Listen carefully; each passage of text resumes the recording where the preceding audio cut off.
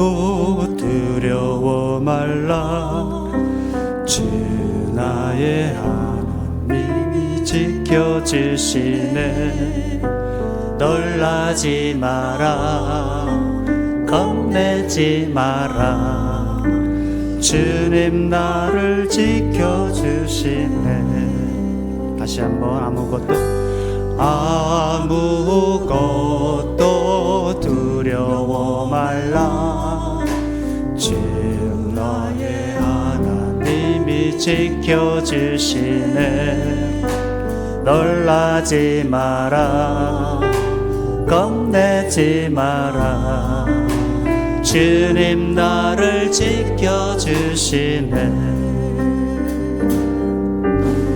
내 맘의 힘에 겨우 지칠지라도 주님 나를 지켜주시네.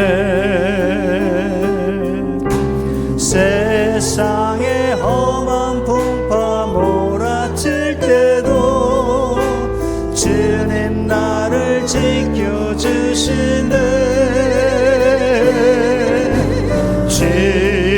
주님은 나의 산소, 주님은 나의 요새, 주님은 나의 소망, 나의 힘이 되신. 아무것도 두려워 말라.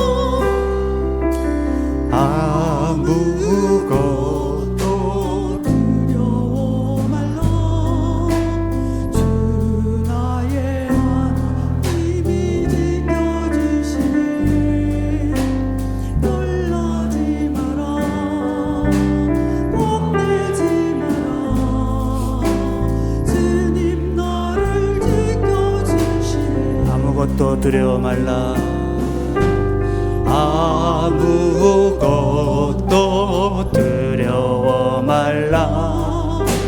주 나의 하나님이 지켜주시네. 놀라지 마라, 겁내지 마라. 주님 나를 지켜주시네. 내 맘이 힘에 겨우 지칠지라도 주님 나의 힘이 되시네. 세상의 험한 풍파 몰아칠 때도 주님 나를 지켜주시네.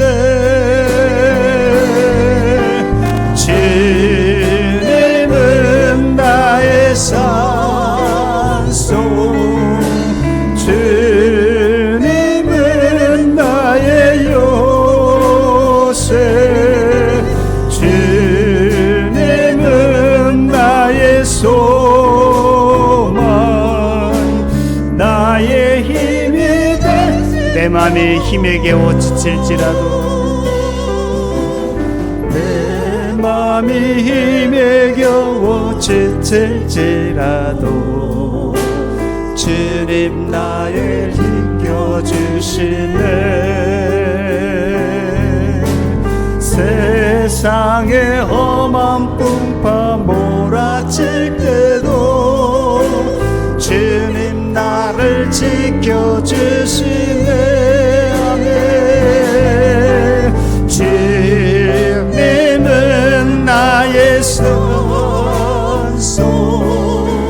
주님은 나의 요새, 주님은 나의 소망, 나의 힘이 되신 여호와.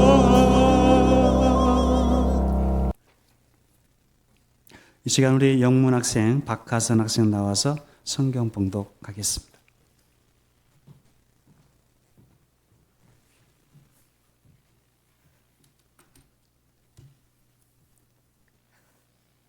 오늘 오늘 성경 말씀은 사무엘하 12장 1절부터 6절까지입니다. 여호와께서 나단을 다윗에게 보내시니 그가 다윗에게 가서 그에게 이르되 한 성읍에 두 사람이 있는데 한 사람은 부하고 한 사람은 가난하니 그 부한 사람은 양과 소가 심히 많으나 가난한 사람은 아무것도 없고 자기가 사서 기르는 작은 암양 새끼 한 마리뿐이라. 그 암양 새끼는 그와 그의 자식과 함께 자라며 그가 먹는 것을 먹으며 그의 잔으로 마시며 그의 품에 누움으로 그에게 딸처럼 되었거늘 어떤 행인이 그 부자에게 오매 부자가 자기에게 온 행인을 위하여 자신의 양과 소를 아껴 잡지 아니하고 가난한 사람의 양 새끼를 빼앗아가 자기에게 온 사람을 위하여 잡았나 하니 다윗이 그 사람으로 말미암아 노하여 나단에게 이르되 여호와의 살아계심을 두고 맹세하노니 이 일을 행한 그 사람은 마땅히 죽을지라. 그가 불쌍히 여기지 아니하고 이런 일을 행하였으니 그 양 새끼를 4배나 갚아 주어야 하니라 한지라.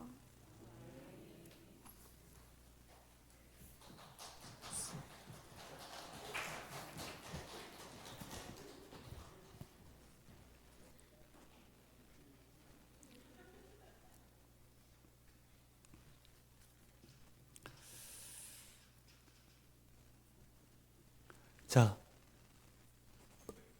오늘은 여러분 다윗 하면은 믿음의 사람이고 그리고 어디를 가든지 전쟁을 하면 승리하게 하시는 그런 승승장구하는 하나님의 사람이었습니다. 한마디로 다윗은 하나님의 손에 붙들린 바 된 그런 사람입니다. 근데 오늘 우리 박가선 학생이 봉독한 그 성경 말씀에 보게 되면 이런 다윗이 넘어지는 것을 보게 됩니다. 다윗 같은 사람도 범죄로 넘어졌다면 여기 있는 우리 누구도 예외 없이 넘어질 수 있다는 겁니다. 나는 안 그럴 것이라고 방심할 수가 없습니다. 고린도전서 10장 12절 말씀에 보게 되면 그런즉 선줄로 생각하는 자는 넘어질까 조심하라 그랬습니다. 여러분 다윗의 승승장구는 10장까지입니다. 이제 11장부터 다윗이 아주 정말 악하고 어리석고 어찌 다윗이 이런 짓을 했을까? 그런 파렴치한 그런 범죄를 저지르게 됩니다. 하나님의 사랑을 많이 받은 다윗도 자신이 섰다고 생각하는 때에 이런 파렴치한 아주 잔인한 그런 죄를 짓는 것을 보게 됩니다. 그래서 우리들도 내가 이만큼 했다고 하는 그 순간부터 잘못될 수가 있다는 것을 우리가 항상 자각하고 조심하지 않으면 우리가 일순간에 그동안 우리가 쌓아 올렸던 것을 다 무너져 버릴 수 있다는 것을 우리가 다윗의 범죄에서 우리에게 보여주고 있습니다. 먼저 이 다윗의 범죄는 시각에서부터 출발했습니다. 11장 2절 말씀에 보게 되면 저녁 때에 다윗이 그의 침상에서 일어나 왕궁 옥상에서 거닐다가 그곳에서 봤어요. 한 여인이 목욕을 하는데 심히 아름다워 보였어요. 그러니까 다윗의 범죄는 일단은 보는데 시각에서 출발했습니다. 그래서 3절에 보니까 다윗이 사람을 보내 그 여인을 어떤 여인인지 알아보게 하였더니 그 갔다 온 사람이 보고하기를 그는 엘리암의 딸이요 햇사람 우리아의 아내 밧세바입니다 하고 보고를 했습니다. 그러니까 밧세바라는 여인은 엘리암이라는 사람의 딸이에요. 근데 이 엘리암이 누구냐면은 다윗의 최측근 모사 책사인 아히도벳의 아들이에요.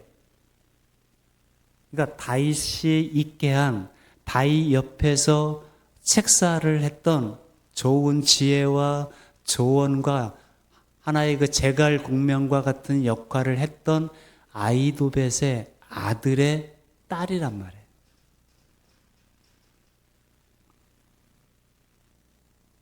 그럼 어떻게 해야 돼요? 자기가 보았더니 심히 아름다웠어요. 욕정이 생겼단 말이죠. 그럼 거기서 멈춰야 돼요. 그죠? 자기 최측근 아히도벳의 아들의 딸, 손녀딸이니까. 나중에 이 아히도벳이 압살롬이 자기 아버지를 대적해서 쿠데타를 일으킬 때 이 아히도벳이 압살롬 편에 서버려요. 왜 그랬을까요? 자기 손녀딸의 가정을 파괴시킨 다윗에 대한 원한이 있었기 때문이죠. 여러분, 우리가 운전할 때 파란불이면 지나가야죠. 근데 빨간불이 딱 켜지면 어떻게 해야 돼요? 차를 멈춰야 되잖아요. 그죠? 그것을 무시하고 달려버리면 자기도 죽고 남도 죽일 수 있잖아요. 다윗의 이 파렴치한 범죄 전에 빨간 신호등이 몇 번 켜졌단 말이에요. 일단 그 여인이 누군지 알아보게 했을 때 그는 엘리암의 딸이요. 아주 그 밧세바라는 여인이 어떤 여인인지 성경은 그거를 그대로 묘사해주고 있잖아요. 엘리암의 딸. 두 번째, 우리아의 아내 밧세바다. 일단 자기 최측근 아히도벳의 손녀딸이라고 했으면 거기서 빨간불이 한번 딱 켜졌어요. 멈추어야 돼요. 두 번째는 우리아의 아내 밧세바라고 그랬어요. 우리아가 어떤 사람이냐면은 다윗에게는 충성스러운 장군 37명이 있어요. 그 37명의 충성스러운 장수 중에 한 명이 우리아란 말이에요. 사무엘하 23장 39절 말씀에 보면 햇사람 우리아라 이상 총수가 37명이었더라 그랬어요. 37명의 충성스러운 다윗의 용사 그 중에 한 명이 우리아였어요. 다윗이 모를 리가 없잖아요. 우리아를. 그럼 멈췄어야 돼요. 빨간 신호등이 켜졌단 말이에요. 멈췄어야 되는데 브레이크를 밟지 않고 엑셀을 밟아버렸단 말이에요. 다윗이.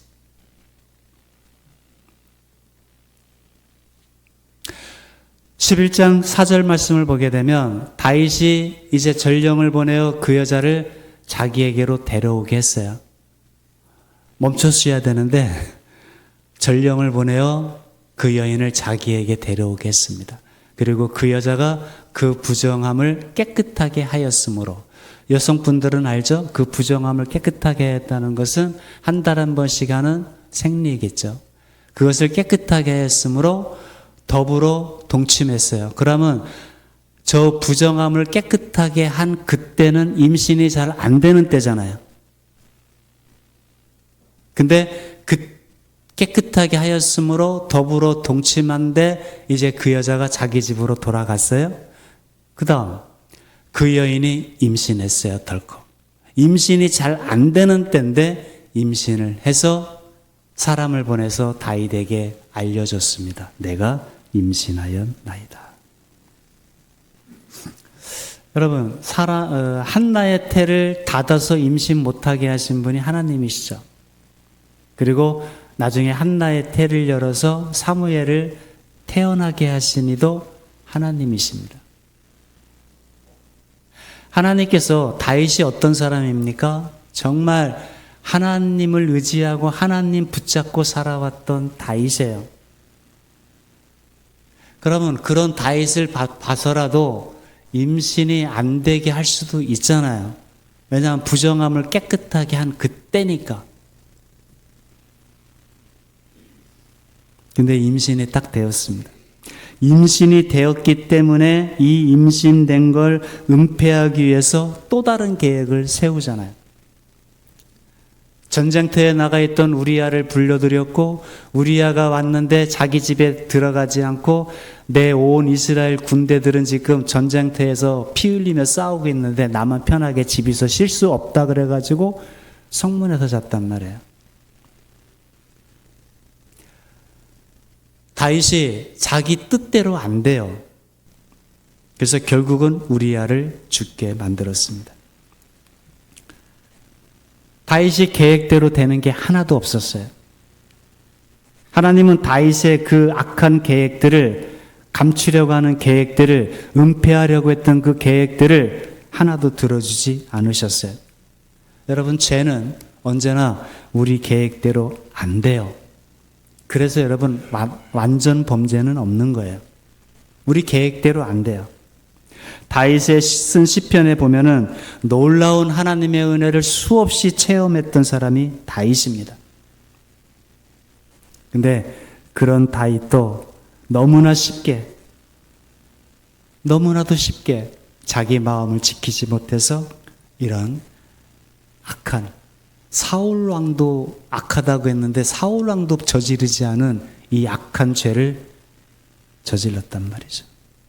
그래서 이 일에 누구도 예외가 없습니다. 다윗과 같은 사람도 무너졌다면 지금 이 시대는 다윗보다 훨씬 더 죄짓기가 쉬운 세상이고 유혹이 더 많은 환경입니다. 음란한 것도 많고 세상의 가치관으로 우리 아이들을 유혹하는 것들이 너무 많은 이 시대입니다. 이런 세대 속에 살아가는 우리 아이들을 위해서 우리는 무엇을 기도해야 되는지. 그래서 기도하지 않으면 안 돼요. 누구도 믿으면 안 됩니다. 우리 자녀들은 그럴 리 없을까요? 아니에요. 다윗과 같은 신실한 사람도 악셀 바꾸고 달렸다니까요. 우리 남편은 괜찮을 거야? 아니에요. 누구도 믿어서는 안 되고 누구도 방심할 수 없습니다. 여러 차례 빨간 신호등이 들어왔는데도 그 신호를 무시하고 자기 좋을 대로 정욕대로 지금도 죄를 짓다가 무너지는 사람들이 많잖아요. 빨간 신호등이 켜졌으면 멈춰야 되는데 브레이크를 밟아야 되는데 그냥 악셀을 밟아버린단 말이죠. 그러면 어떤 결과가 일어날지 뻔히 알게 될 텐데 그 다음을 생각을 잘 안 하는 거죠. 여러분, 죄는 빨리 스톱하고 돌이키는 것이 최고고 그것이 지혜입니다. 하나님께서 말씀의 경고가 있을 때 이런저런 우리가 빨간 신호등이 탁 켜지는 것을 있단 말이죠. 그럴 때 회개하고 돌이키는 사람이 지혜로운 사람인 거죠. 다윗이 이런 악한 일을 서슴없이 저지를 수 있었던 것은 다윗에게는 권력이 있었기 때문에 그렇습니다. 사무엘하 11장에 보게 되면 1절부터 27절에 보면은 반복해서 나오는 단어들이 있습니다. 먼저 1절을 한번 보게 되면 그 해가 돌아와 왕들이 출전할 때가 되면 겨울에는 우기고 추우니까 전쟁을 안 하고 있다가 이제 봄이 되면 이제 전쟁을 한단 말이에요. 그럼 왕들이 출전을 해요. 그 전쟁에. 근데 다윗이 요압과 그에게 있는 그의 부하들과 온 이스라엘 군대만 보내고 자기는 그냥 예루살렘에 그대로 있었어요. 그러니까 반복해서 나오는 단어가 뭐가 나오는지 보세요. 자기는 왕이니까 권력이 있으니까 자기는 전쟁터에 안 내고 안 나가고 이스라엘 군대를 보냈어요. 3절을 보게 되면 다윗이 사람을 보내서 그 여인이 누군지 알아보게 했어요. 4절을 보게 되면 이제 다윗이 전령을 또 보냈어요. 그리고 그 여자를 자기에게로 데려오게 했어요. 6절을 보게 되면 다윗이 요압에게, 군대 장관이죠. 전쟁터에 나가 있는 요압에게 기별해서 햇사람 우리야를 내게 보내라 그랬어요. 계속 보내라 이런 말들이 계속 반복해 나와요. 그랬더니 요압이 우리야를 다윗에게 보냈습니다. 14절에 보면은 아침이 되매 다윗이 편지를 써서 우리야의 손에 들려 요압에게 보냈다. 다윗은 자기가 직접 할 필요가 없는 사람이에요. 그냥 말만 하면 사람들이 그의 말을 들을 수 있는 권력을 가진 사람이기 때문에 이런 짓을 서슴없이 할 수 있었던 겁니다. 가라면 가고 오라면 오고 보내라 하면 보내고. 이때가 문제죠. 선줄로 생각한 자는 넘어질까 조심하라. 이때가 조심해야 되는 거죠. 다윗은 우리아를 죽게 만드는 그런 범죄를 저지르고도 눈 하나 깜짝 안 하고 요압에게 나중에 우리아를 죽게 만들고, 다윗이 진짜 더 나쁜 게 뭐냐면 우리아를 죽이라고 요압에게 편지를 써서 보냈는데 그 편지를 누구 손에 보내냐면 우리아 손에 들려다 보내는 거예요. 저기 보잖아요. 아침이 되면 다윗이 편지를 써서 우리아의 손에 들려서 요압에게 보내. 이 우리아를 죽이라는 편지를 우리아가 들고 간 거잖아요.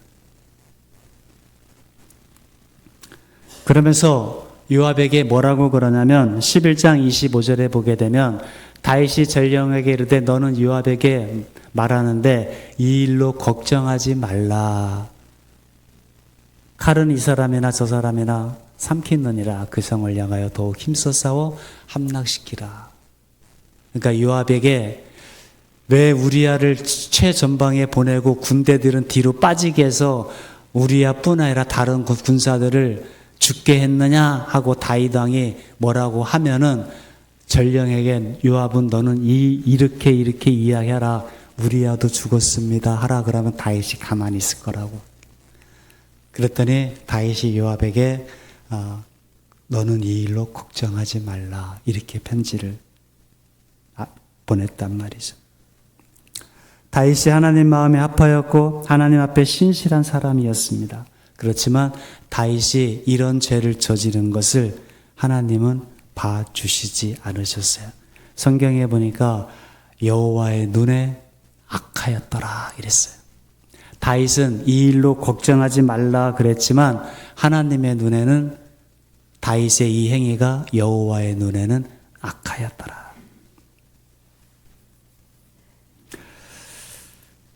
다윗이 선하게 순종한 부분에 있어서는 선한 열매들이 맺혔어요. 그러나 하나님 앞에 불순종한 영역에 있어서는 불순종한 만큼 다윗이 죗값을 치러내는 게 이제 사무엘하 13장부터 끝날 때까지 나와요. 그렇게 신실하고 충성스러운 다윗을 하나님께서 봐주지 않으셨다면 저와 여러분은 말할 것도 없어요. 내가 그동안 그래도 하나님 잘 섬겼으니까 하나님이 나 봐주시겠지. 죄와 허물이 있어도 넘어가 주시겠지. 절대로 그렇지 않아요. 부정함을 깨끗이 씻었는데도, 임신할 때가 아닌데도 임신이 돼버리고, 다윗이 이것을 감추려고 은닉하려고 여러 계획을 짜놔도 하나도 되는 게 없어요. 우리아는 정말 억울한 죽임을 당했잖아요. 저 사람이 뭐가 잘못했어요?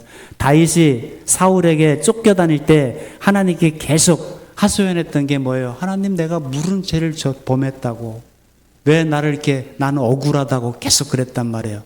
우리아가 얼마나 억울해요. 우리아가 잘못한 게 뭐가 있어요? 다윗이 사울과 똑같은 짓을 했다고요. 아니, 사울보다 더 악한 짓을 했다고요.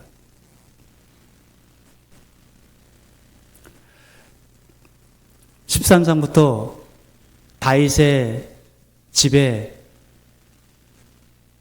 이제 이런저런 일들이 그 집안에 일어나게 되는 것을 보게 되죠. 다윗이 그동안 한 것이 있으니까 하나님께서 봐주시겠지? 넘어가 주시겠지? 아니에요. 불순종한 대가, 악한 짓을 한 그 대가는, 그만큼의 대가는 다윗도 치러야 했습니다. 이것이 오늘 우리에게 가르쳐주는 값비싼 교훈이 됩니다. 오늘 사무엘하 12장에서 이제 다윗이 회개하는 장면인데, 다윗이 회개할 때 언제 회개했느냐? 나단 선지자가 와서 하나님 말씀을 전할 때 그때 다윗이 회개했느냐? 아니에요. 그 이전에 다윗의 내면에서부터 하나님께서는 이미 다윗의 내면을 통해서 일하고 계셨다는 것을 알 수가 있어요. 시편 32편 3절 4절을 보게 되면 다윗이 쓴 시인데요. 내가 이 입을 열지 아니할 때 종일 신음함으로 내 뼈가 쇠하였다 그랬어요. 내가 입을 열지 아니할 때, 회개하지 아니할 때 종일 신음해서 내 뼈가 쇠하였다. 4절, 주의 손이 주야로 나를 눌렀다. 영적으로 눌림이 있었다는 얘기예요. 내 진액이 다 빠져서 여름 가문에 마름같이 되었다. 그러니까 다윗은 이미 나단 선지자가 와서 하나님 말씀을 전하기 이전에 내면으로부터 영적 누름이 벌써 경험하고 있었다는 얘기입니다. 시편 51편도 그 표제어를 보면은 다윗이 밧세바와 동침한 후 나단 선지자가 다윗에게 왔을 때 쓴 시인데요. 11절에 보게 되면 나를 주 안에서 쫓아내지 마시며 주의 성령을 내게서 거두지 마소서. 다윗이 범죄했을 때 무슨 느낌을 받았냐면 하나님이 나에게 등 돌린 것 같은, 하나님이 나를 떠난 것 같은 그런 느낌을 받은 거죠. 그래서 나를 주 앞에서 쫓아내지 말아달라고, 주의 성령을 내게서 거두지 말아달라고, 12절 주의 구원의 즐거움을 내게 회복시켜달라고. 다윗에게는 이제 구원의 기쁨, 임마누엘의 하나님의 어떤 그런 은혜, 감사, 감동, 감격을 전혀 느낄 수가 없는 거예요. 그러니까 다윗이 주의 구원의 즐거움을 내게 회복시켜달라고. 구원의 즐거움이 다 사라져버렸다는 거예요. 다윗이 범죄한 후에 나단 선지자가 찾아오기 전까지 다윗은 평온하고 아무런 일이 없었던 것이 아니라 종일 내적으로 영적으로 누르니까 뼈가 쇠약해지고 여름 가뭄의 마름같이 자기가 지금 마르게 되었던 상태였습니다. 기도에도 응답도 없고 감동도 없고 예배를 드리고 제사를 하나님 앞에 예배를 드려도 기쁨이 없는 그런 상태였어요.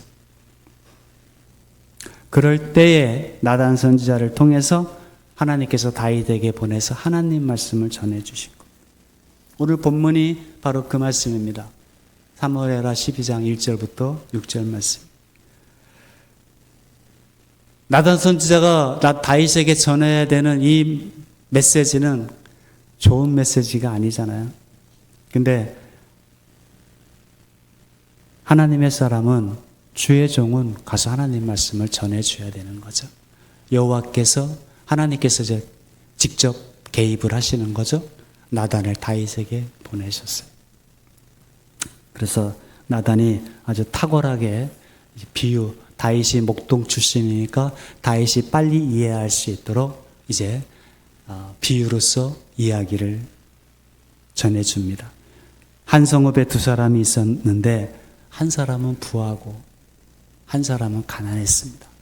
2절에 그 부한 사람은 양과 소가 심히 많았어요. 3절에 근데 가난한 사람은 아무것도 없고 자기가 사서 기르는 작은 암양 새끼 한 마리뿐이었어요. 그 암양 새끼가 얼마나 귀했으면 자식과 함께 자라고 먹는 것을 같이 먹고 그리고 딸처럼 그렇게 귀하게 여기며 키웠어요. 근데 어떤 행인이 그 부자에게 오니까 부자가 자기에게 심히 양과 소가 많은데도 불구하고 가난한 사람의 양 새끼를 빼앗아다가 자기에게 온 사람을 위해서 잡아서 먹게 했습니다. 다윗이 거기까지 그 이야기를 듣고 노했습니다. 그러면서 나단에게 이르되 여호와의 살아계심을 두고 맹세하노니 내가 다스리는 이 나라에서 그 일을 행한 그 사람은 마땅히 죽어야 될 자다. 자기인지도 모르고. 여러분, 사람이 회개를 해야 되는데 회개가 안 되는 이유가 나단의 이야기가 지금 자기에게 두고 하는 얘기잖아요.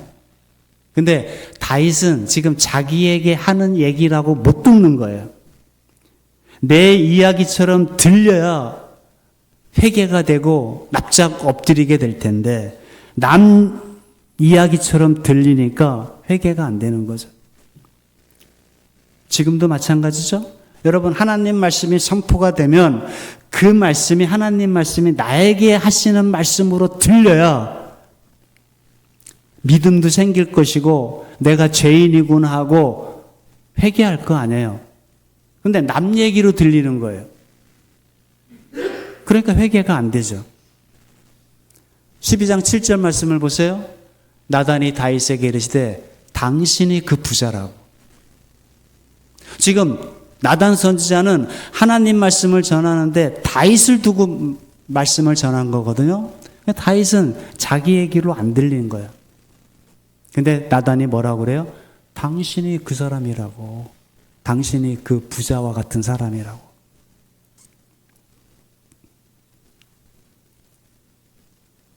마땅히 죽일 놈이라 그랬어요. 자기 입으로도 그놈은 마땅히 죽일 놈이라고 그랬어요.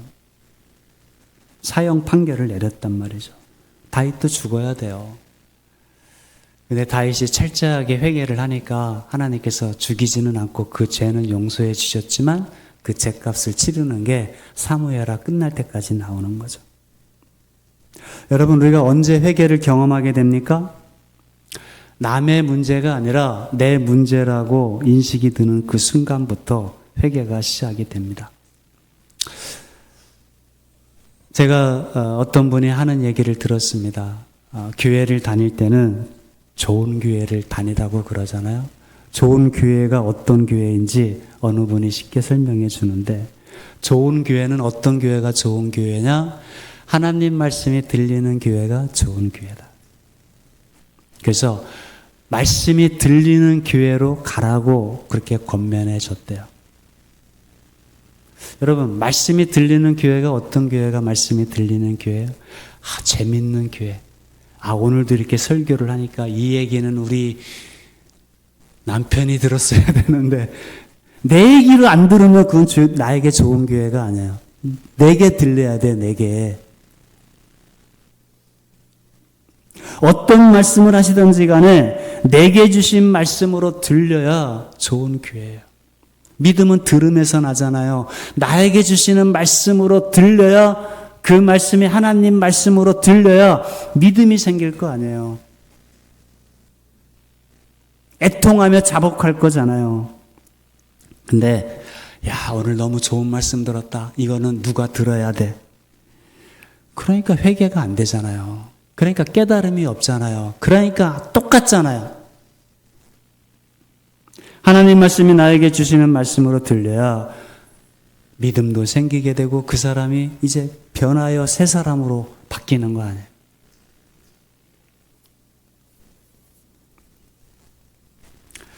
우리 음암교회가 좋은 교회가 되기를 주님의 이름으로 축복합니다. 나에게 들리는 말씀으로 들려야 돼요. 이 얘기는 오늘 왜 안 나왔어? 그 인간이 들어야 되는데 뭐 이러면 안 되는 거죠. 내게 들려야 돼.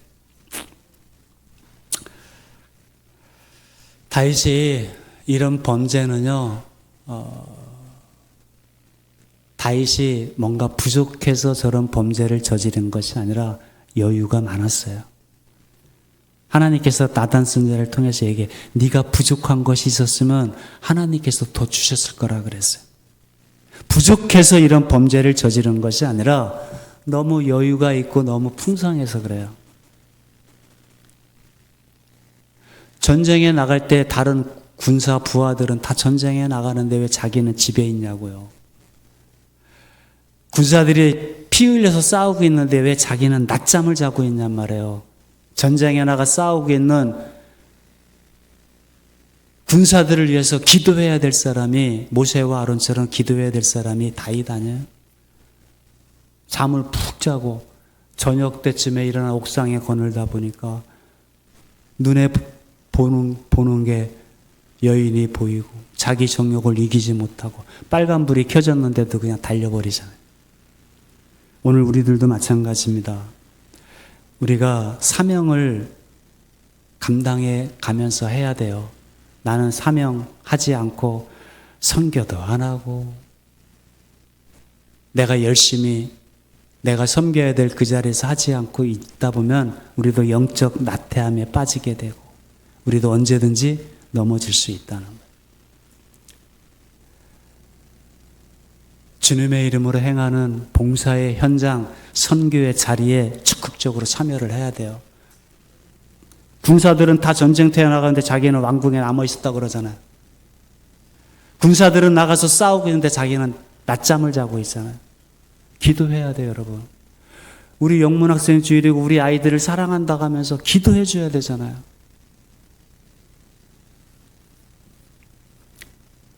다윗과 같은 사람도 범죄하고 넘어질 수밖에 없는 이 시대, 이 세상의 많은 유혹과 환경 가운데서 기도해야 되잖아요.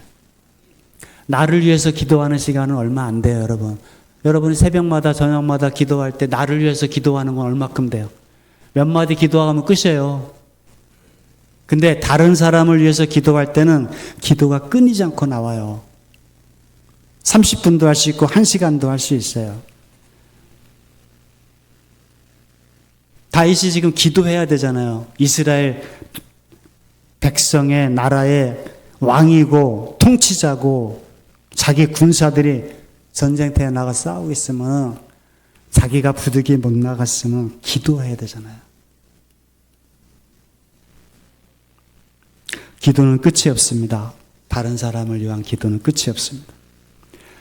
그렇기 때문에 기도자가 살아나게 돼요. 기도하는 자가 여러분 저렇게 범죄자가 될 수 없어요. 기도하지 않으니까, 사명을 감당하지 않으니까 우리도 범죄자가 될 수 있다는 겁니다. 그래서 여러분 기도의 자리로 다시 돌아가야 됩니다. 사명의 자리에서 벗어나면 안 돼요. 열심히 봉사할 때, 일할 때, 선교할 때, 기도할 때 나만 빠져서 나만 편하자고 있으면 그건 안 돼요. 영적 나태함에 빠지면 우리도 언제든지 넘어질 수 있다는 것. 그것을 기억하고 언제든지 우리 음암교회가 하나님 말씀이 나한테 들리는 교회가 될 수 있도록 나에게 들려주시는 말씀으로 들을 수 있도록 그리고 깨어서 나를 위해서 할 것은 얼마 안 되지만 우리가 다른 사람을 위해 이 민족을 위해서 우리 다음 세대들을 위해서 우리 교회를 위해서 열방을 위해서 기도할 거는 무궁무진하니까 그렇게 깨어있는 저와 여러분 되시기를 주님의 이름으로 축원을 드립니다. 기도하겠습니다. 하나님 감사합니다. 오늘 다윗의 범죄를 보았습니다. 그 범죄가 너무나도 잔인했고 너무나도 악하였고 파렴치했습니다. 주님의 은혜가 아니면 다윗이 어떻게 이렇게 승승장구할 수 있었고 이스라엘의 왕이 될 수 없었는데 주님의 은혜가 아니니까 다윗과 같은 사람들이 이렇게 빠르게 넘어지고 타락할 수 있다는 것을 우리에게 보여주셨으니 우리도 이 말씀을 두려운 마음으로 받아들이고 하나님 항상 하나님 말씀 앞에서 하나님의 말씀이 나에게 주시는 말씀으로 들을 수 있도록 우리의 영혼을 깨워주옵시고 날마다 깨어있는 그런 하나님 앞에서 청지기로 살아갈 수 있는 우리 모두가 되게 하여 주옵소서. 하나님 보시기에 악한 게 아니라 하나님 보시기에 선하게 그렇게 살아가는 우리와 우리 다음 세대 되게 하여 주옵소서. 예수 그리스도 이름으로 감사하며 기도하옵나이다. 아멘. 다 함께 일어서셔서 찬송가 255장 찬양합니다.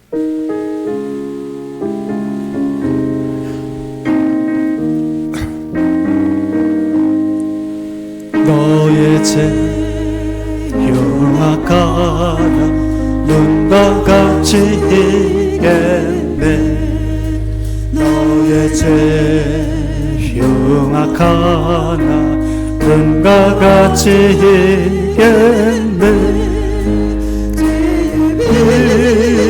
흉악하나 이게 되리라. 주홍빛 같은 내 죄, 주홍빛 같은 내 죄 눈과 같이 이겠네. 눈과 같이 이겠네. 악한 죄 벗으라고 주님 너를 부르네. 악한 죄 벗으라고 주님 너를 부르네. 하나님 그 신사라 한이 없어라. 악한 죄 벗으라.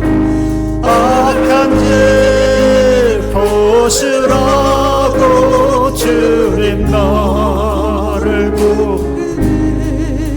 주님 너를 부르네. 너의 죄 사해 주사 기도 많이 하시네. 너의 죄 사해 주사 기도 많이 하시네. 불쌍한 사람들아 오라 하시네. 너의 죄 사해 주사 너의 죄 사해 주사 기억하리 하시네. 기억하리 하시네.